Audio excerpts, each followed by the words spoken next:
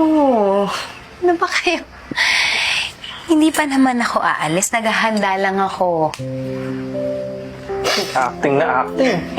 Nung unang dating dito ni Jasmine, gusto mo kaagad patalsikin yan eh. Eh, kasi naman, nung una-una kita, may hawak na gunting, mananaksak eh. Siyempre, desperada lang ako noon. Nawawalan ako ng anak. Kaya anong gagawin ko?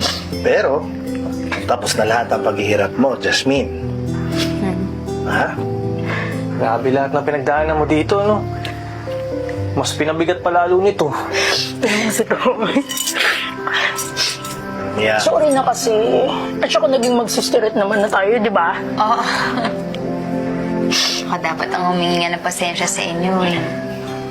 Nanganib ang mga buhay ninyo dahil sa akin. Pamilya mo na kami. Kasama mo kami sa lahat ng laban, di ba? Tama.